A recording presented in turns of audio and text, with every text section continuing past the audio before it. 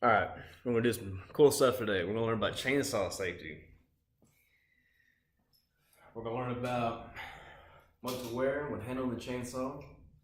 We're gonna learn about how to make sure the chainsaw is handling and operating correctly to ensure that you're learning and having good safety while operating the machine. Then we're gonna learn how to obviously handle the machine while operating it.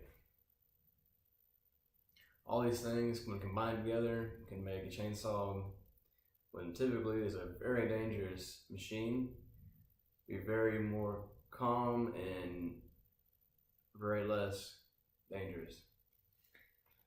With that being said, the first things first, when operating a chainsaw, what to wear. Proper clothing is very important. If you don't have proper clothing, you can get seriously hurt very fast.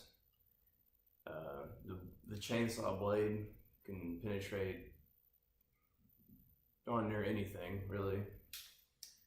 But you always want to make sure when you start the chainsaw, you have steel-toed boots, preferably, long jeans, long sleeve t-shirt,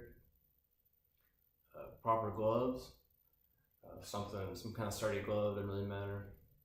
Proper earwear. Chainsaws are very loud, very detrimental to your hearing. And then obviously proper safety eyewear. The chainsaw, the wood chips that come flying back at you can be very, can get in your eyes, it can cause irritation, damage them. Before you get the chainsaw going, you always want to make sure that the chain is tight as it's supposed to be, and make sure that the gas and oil in the chainsaw is ready to go. To do that, first you would check the chain on the blade. The chain shouldn't be super tight, but it definitely doesn't need to be loose, real loose. If the chainsaw is too tight, the engine will burn up, and if the chainsaw is too loose, it'll fall off and not cut correctly. To do that, to adjust it, you would need a chainsaw tool like this, and you would need to adjust the nut right here. You'll need to loosen it off, and then take the end of the tool, it's a flathead, and you can adjust how far the blade needs to come back or go forward to be used correctly, and to adjust where it needs to be. Next, before you start up, you need to make sure the gas and oil is filled up and ready to go.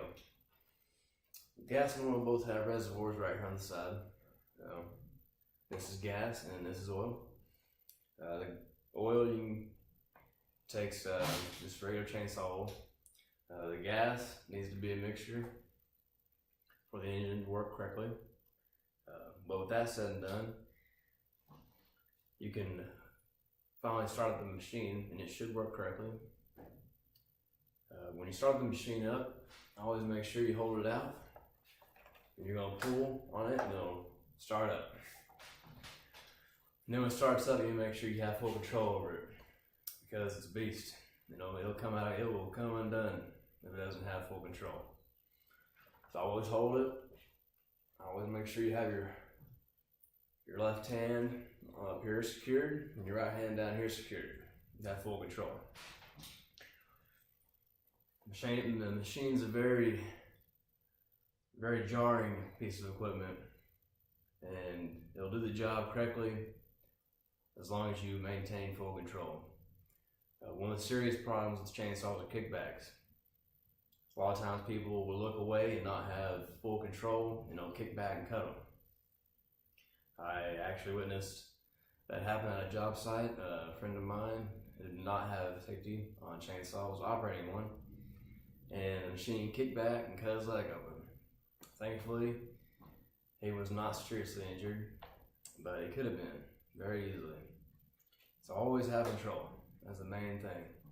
And always be aware of what's going on.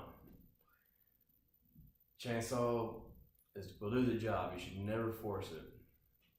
Once you force it, forcing the chainsaw only causes more problems and more serious complications. If the chainsaw can't do the work, you should cut it off and let it and figure out what's wrong. But once you get done cutting the machine up or cutting the wood or whatever, you should turn the machine off immediately. Don't set it down, let it idle. Turn it off. Store it where it needs to be stored, so no one can hurt themselves. And that's really the main things when it comes to chainsaw safety. Always wear proper protective equipment. Always make sure the chainsaw is ready to be used and operated. And lastly, when using the machine, make sure that you have full control and that you're aware of everything that's going on. That's it for the video. I hope you